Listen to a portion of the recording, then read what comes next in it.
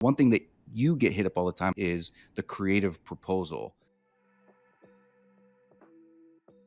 So like if you're a designer, a creative director, a copywriter, and you're, getting asked by a business or a potential client, like, hey, okay, shoot me a proposal.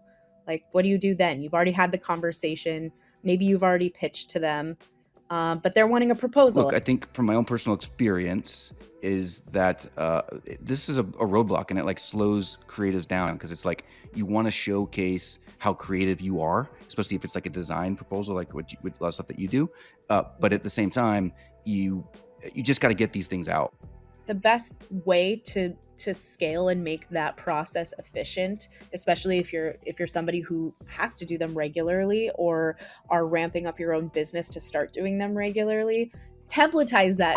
That should be my like slogan. I think having a template it's going to save a ton of time and energy for creatives. Not only do you have to consider the content of what you're proposing, but then you start thinking about the design. Whereas having a template, you can just kind of remove one piece of that equation and just focus on the content. You don't have to reinvent the wheel each time. Unless you get paid to do other people's proposals, like you do sometimes, right? You don't make money doing proposals. So it's trying to get this proposal out the door as clear as possible and get the business from there so that creatives can make money. And I think you said templatizing it, but also having the ability to personalize it a little bit, but having a main thing where there's 90% done. And then based on the unique situation or the stuff or the conversations you've had with the quote unquote client is where you would get going. All right. Let's get into it a little bit. Okay, so this is a template, a proposal template that actually started as a live template and was sent off this month in November, and we white labeled it. This is a custom template that I built myself in Canva, and is something that we reuse and can continue to reuse and refine it.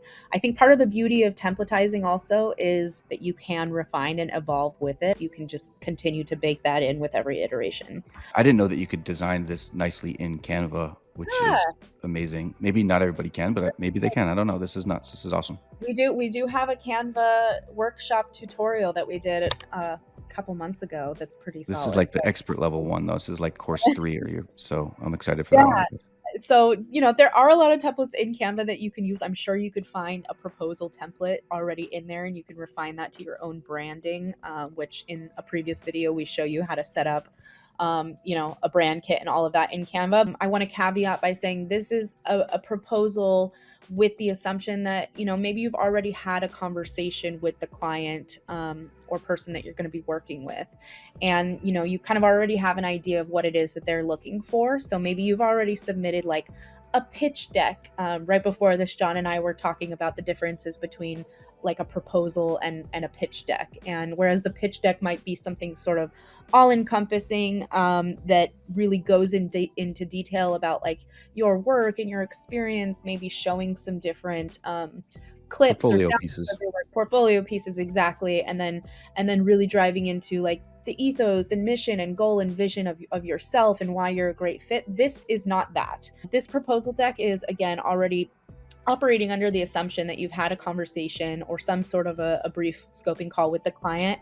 And this is the point where the client says, okay, great, this sounds good. Now send me a proposal and let's get started. First things first is a cover slide. You don't want to just get into it without having any title on it. Like you wouldn't want to start a book in the middle of the book. You want to know what it's about. So same situation here. A good way to do that is just, say what it is, partnership proposal. If you can come up with some sort of a pithy way to communicate that's not as dry as just saying partnership proposal, then by all means, just make it clear that that's what this is. I like to include the client or the brand's name. So we have a placeholder here for that. And then also, this was a sauce proposal. So I think this first slide is where you can kind of customize a little bit to like the language, right? So this partnership proposal, but if your quote unquote client says like, we want the proposal or we want like this or that, like whatever they say, is an easy way to put this as the title and using their language because they're, at the end of the day, that's what they're looking for. Yeah. So it might be a rebranding proposal. It might be a visual identity proposal. It might be a, messaging and positioning. So it just really depends on like what the proposal's for. So that's the cover slide. This whole thing we have it at 16 slides. I always like to keep proposals not exorbitantly long, because I think that's really what a pitch deck is for, is you have the opportunity to go in depth. With this, it's short and sweet while still nailing all the points and communicating, the pieces of the puzzle that fit together between both yourself as the person proposing and the client who will be receiving this. It's important to point out. So like, this is like this is the 16, right? So some, quote unquote clients are going to require a lot more information, but some might require not as much. So maybe it's literally 4 slides on some of these things. Yeah. So this is one of the more beefier ones, because that's what is needed sometimes. Yeah. So no, that's a really good point. I've sent proposals through that are literally like 3 pages because it's something simple. I've sent some through that are like 40 pages if it's a really complex and long and drawn out project. I like to start out by just giving some background on who we are, who you are as the person proposing this, as the creative. So these next few slides are kind of the who, the what, the how, and the team. And I'll back that up a little bit by saying, right off the bat, like, here's who we are. We do this, and we do this. Like, these are our 3 main activities, right? This is obviously stylized, and it can be sliced and diced and presented any matter of ways. This is just the way that worked for us because it's on brand with our visuals and themes. So, don't think that you have to have it looking exactly like this, but ultimately, like, the 3 points or the message that you're trying to drive home on this is what matters. So you just want to make sure that stands out. We talk a little bit about what we do. So what you do as a creative, if you're a designer, like, what is it that you bring to the table? What is it that makes you different? How do you do it? So this is a cool little visual that we put together as well that just kind of shows the cross sections of the 3 major activities that we do. Like an ancillary slide that maybe doesn't always need to be included, but I like the sort of, symmetry of having who, what, how. The last one here is the team, and that's just a good look at who the client would be working with. It isn't necessary for every single type of proposal. Sometimes it's a one-off project that only a solo creative is managing. Sometimes you could have a whole team with you. So it just depends on your unique experience with it. Slide 6 is on this proposals where we start getting into the client. And if you'll remember from the first slide, brand/person name is what we're calling them. At this point, you want to just show that you understand their goals, the client's goals, and what it is that they're trying to achieve. You want to make sure that you understand their sort of positioning, and maybe they're going through a rebrand and they don't even understand it yet. And that's fine to show that you get that. So kind of similar parallelism with some of the earlier slides I showed you. But instead, this time it's about the client. So what is it that they do? What is their sort of like value proposition or offering? Show that you understand that. With this one, we know that they're wanting to build innovation. We know that they're wanting to change how people collaborate, creatives collaborate, and we know that they want to create win-win relationships at scale. Great.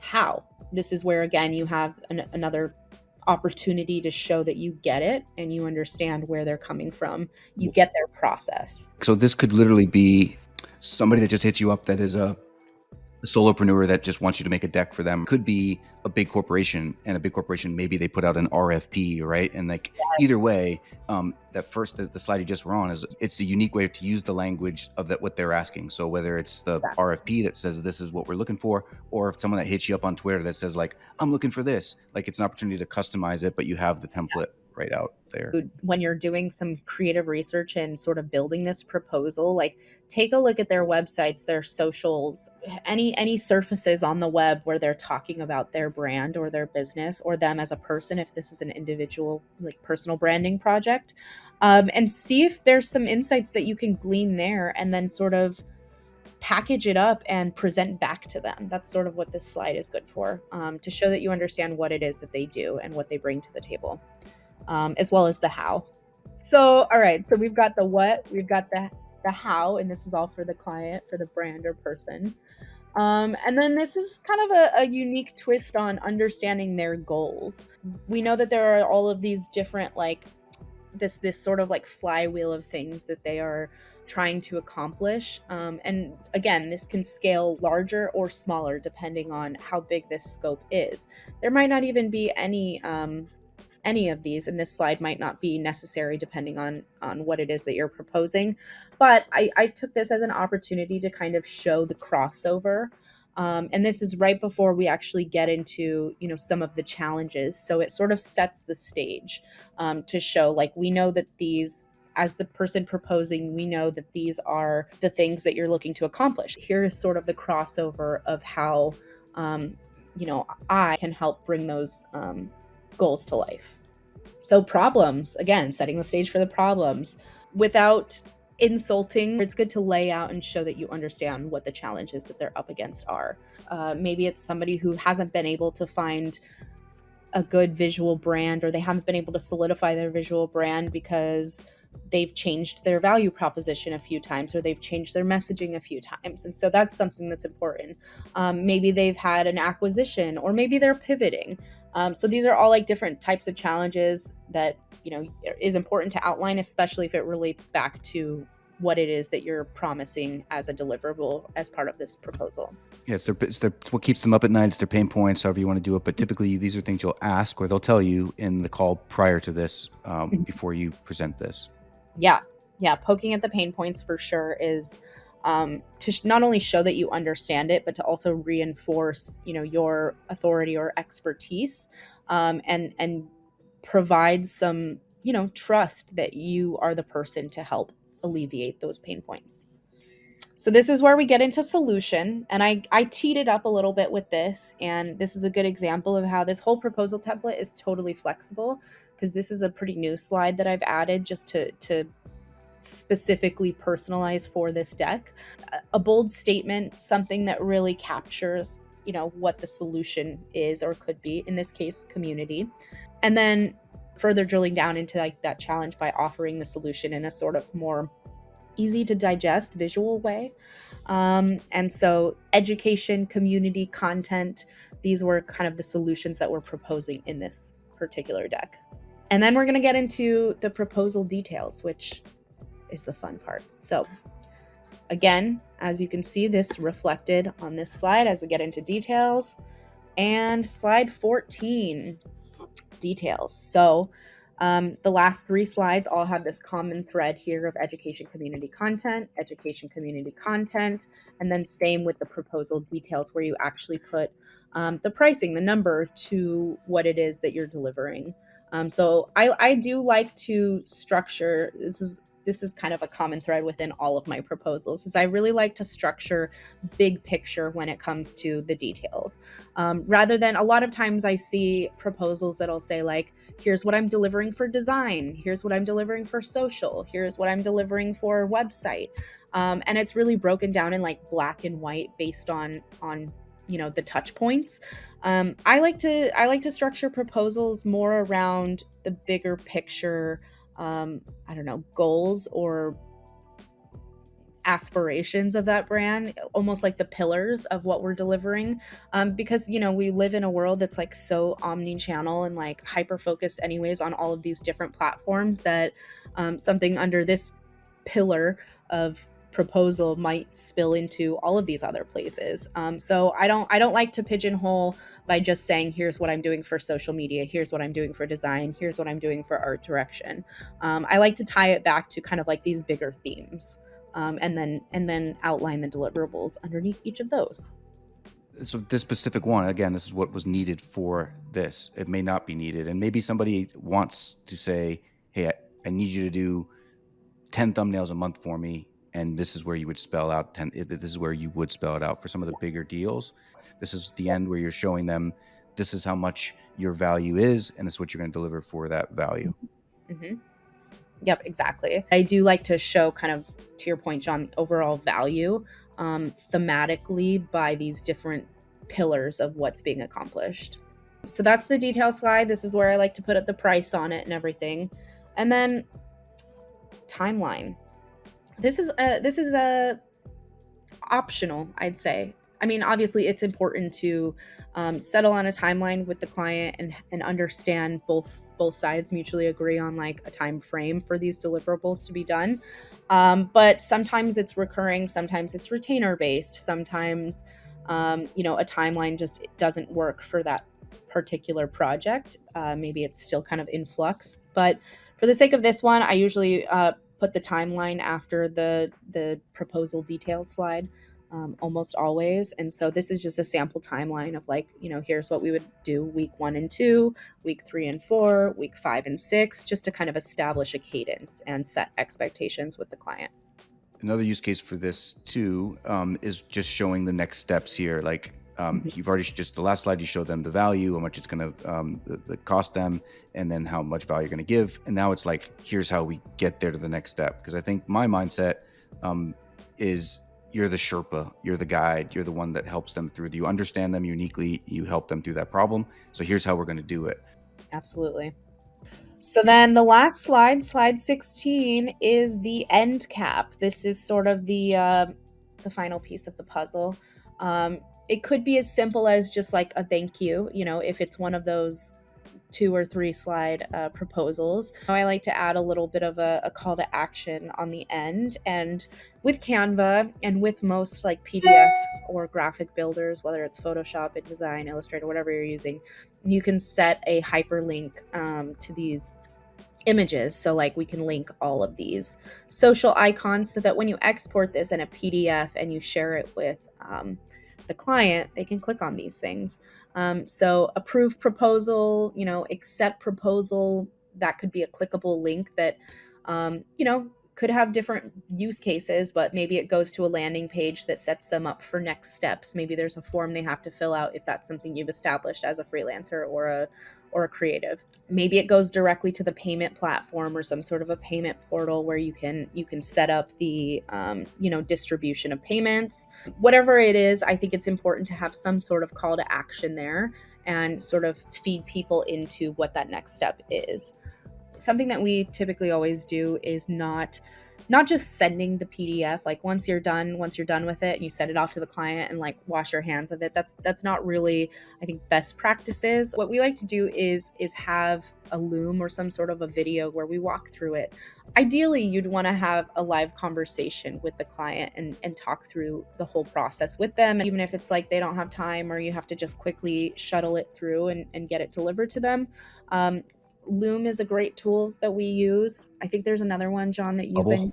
I use Bubble, which is I've a little never used extension. it. Another benefit of that too is that it's a link and you can see when people watch it. There's other different things. I think a lot of creatives aren't salespeople, right? They're busy like creating, and that's what they want to do. So, but it is important to kind of walk through the process. And so I hope this is helpful because it does give that timeline, that the framework for someone to hopefully make it easy, personalize a little bit. But at the end, for sure, you've just told people, here's what we're going to do. Here's how we do it. You want them at this very last slide for sure to click that, and instead of putting it under the cabinet or in their computer and not seeing it, you want this to close the deal. This is important to have a call to action at the end. Yeah, absolutely. And with that video too, even if you do record it on a tool like Loom and you don't go the option of having a live conversation with the client for this portion or this stage of the project, it's important to give that personalization context as well. They can hear your point of view and perspective as you're talking through this. You have the opportunity to address them personally when you open up the slide deck and say, hey John, here's the proposal, I'm going to talk through it, let me know if you have questions, and kind of just add additional context to every single slide that they may not be getting by just looking at a static PDF that came through in their email. So the video just really helps to kind of contextualize it, and it's like a 5-minute video. It doesn't need to be anything fancy. Something small. But another great point about this, Taylor, that I hadn't thought of, but it really is true. A big benefit of doing this Loom video is most people, when they get a proposal or bill, they just look to the bottom to see what it's going to cost, right? They're just going to scroll over there. But walking them through and clearly telling them, like, this is where you should focus on, or selling them this proposal through a Loom, allows you to dictate the pace of when they see that value. Because some people could look at that and be like, that's way out of my line, I'm out, before they even get a chance. But if they took the time to go by and say, you're going to do this, this, and that, like, there's opportunity that would be missed by them, unfortunately. Absolutely. Yep, it's truly it's an experience. This is nuts. I see why people are always hitting you up, Taylor, to say, "Can you help me with some advice on these?" So now we You can can show them ask this, so that you don't it. have to get pulled away Yeah. all the time. So we'll put a link to this. We'll make sure that people can, download this template. I can even share the Canva template. Like, I don't care. We could throw I know, like, look at that. The shock. We'll put the Canva editable link up there as well.